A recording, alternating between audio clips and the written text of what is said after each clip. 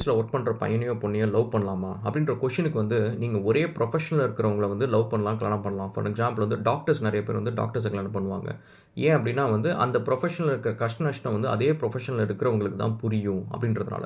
இப்போ நீங்கள் டாக்டர்னா நைட்டு பகலமாக வேலை செய்யணும், வீக்கெண்டு போகணும். இது வந்து அந்த ப்ரொஃபஷனல் இல்லாதவங்களுக்கு வந்து என்னடா அது எப்போ பார்த்தாலும் வெளில போயிட்டே இருக்கிறாங்க, ஃபேமிலி கூட டைமே ஸ்பெண்ட் பண்ணுறது இல்லை அப்படின்னு சொல்லிட்டு சண்டை வரும். ஸோ அந்த சண்டை வந்துச்சுன்னா ஃபேமிலி எங்கே இருக்க போகுது அப்படின்றதுனால.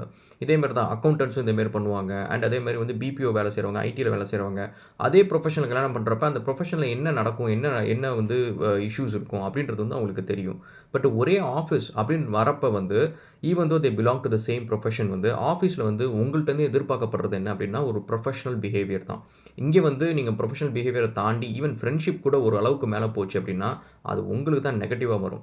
ஏன்னா நீங்கள் வந்து மாமா மச்சான் பழகிறதோ இல்லை ஹஸ்பண்ட் ஒய்ஃபோ லவ்வர் அப்படின்னு பழகிறது வந்து மற்றவங்க கண்ணுக்கு வந்து நீங்கள் ஒரு நல்ல சாஃப்ட்வேர் இன்ஜினியர், நல்ல சிவில் இன்ஜினியர் அப்படின்றத தாண்டி இவங்க வந்து ஒரு கப்பிள்ஸ், இவங்களுக்குள்ள பிரச்சனை இருக்கும், இவங்களுக்குள்ள ஜாலியாக இருப்பாங்க இப்படின்ற மாதிரி உங்களை வந்து நான் ப்ரொஃபஷனலாக தான் வந்து உங்களை ஞாபகம் வச்சுப்பாங்க. நாளைக்கே ஒரு 10 வருஷம் கழிச்சு 20 வருஷம் கழிச்சு உங்கள் கூட ஒர்க் பண்ணுற கொலீக்ஸ் எல்லாருமே பெரிய பெரிய கம்பெனிஸில் வேலை செய்வாங்க.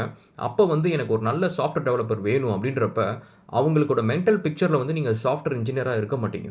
நீங்கள் முக்கால்வாசி தடவை வந்து ஒரு லவ்வர்ஸாக இருந்திருப்பீங்க, இல்லை ஒரு ஹஸ்பண்ட் ஒய்ஃபாக இருந்திருப்பீங்க, சண்டை போட்டிருப்பீங்க, டாக்ஸிக்காக உங்களை ஞாபகம் வச்சிருப்பாங்க, இல்லை ஏதோ ஒரு நல்ல ஃப்ரெண்ட்ஸாக ஞாபகம் வச்சிருப்பாங்க. உங்களுக்கு அந்தமாரி ஒரு மெமரி இல்லை யார் மெமரியிலும் நம்ம இருக்க தேவையில்ல.